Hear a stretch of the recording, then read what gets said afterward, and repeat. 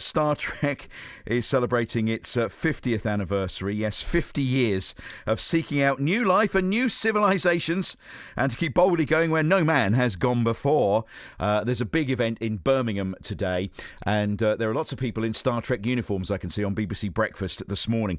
So our mission this morning is to see if we can find someone, maybe it's you, that can speak Klingon to us. Can you do a bit of Klingon?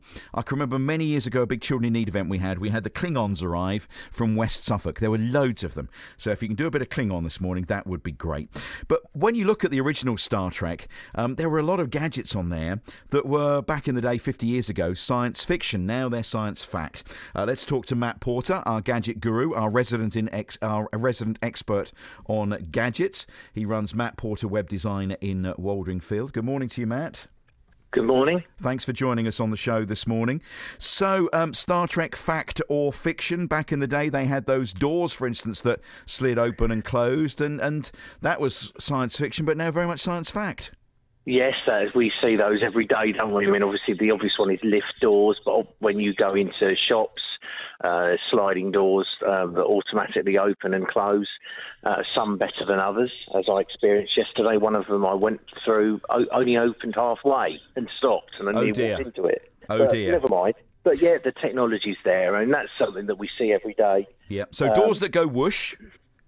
Yeah, that's good. And we've also got communicators. We had, Captain Kirk would pull out his communicator and it would make that chirping noise, and he'd speak to the bridge or other members of his crew. Well, obviously, we have mobile phones now, which did become really quite small a few years ago, but they've all sort of grown in size again to be able to take the large screens that we have. But they're communicators, and in fact, if you watch The Apprentice, when they're sitting in their cabs, they hold those phones like the communicators, don't they? Yes, they do. Hands-free.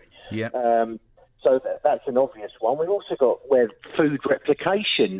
That's something quite new. With 3D printers now, there are some 3D food printers, so you can actually print food. I haven't tried any myself. There's some quite good ones, really, because you can print some very intricate like cookies that would be impossible to make on the bake-off, but you can do some really intricate designs, and then they can be baked. Translation, being able to translate foreign languages on the fly, live, that's now possible. So we can use our mobile phones with different apps like Google Translate, and it will actually be able to translate a conversation between two people with two different languages. I believe Skype will do that live as well now. So if you've got people with different languages talking to each other on Skype, it will translate live what they're saying. And we can talk to our computers as well, can't we? You don't actually just have to use your mouse or anything. Exactly. We've got natural language where we can talk to our computers now in natural language and our mobile phones. And again, that technology is being pushed really, really to the forefront by people like Google and Apple with Siri and Microsoft as well. And those natural language queries, and that's quite recent, where we can say, who is the President of the United States, and it will tell us Barack Obama. And rather than saying, who is the President of the United States' wife, we can then say, what's his wife's name? Do they have any children? And the computer will be able to understand what we're talking, the context of what we're talking about. So that's very interesting. What else? Tricorders. There are very basic tricorders being developed at the moment, which will be able to tell us what's wrong with us in the near future to a certain extent.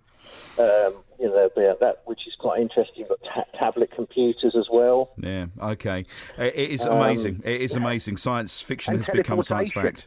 Can we teleport? Well, there's been a bit of teleportation, exploring that over recent years, and there have been cases of being able to teleport photons and atoms using quantum entanglement, apparently. So Excellent. We're almost falling into Star Trek ourselves, aren't we? Excellent. Well, while the news is on, I will ask Siri about quantum entanglement, and maybe Siri can give me the answer. Matt, Thank you very much. Our gadget guru, Matt Porter, from Matt Porter Web Design at Innovation Martlesham at Adastral Park.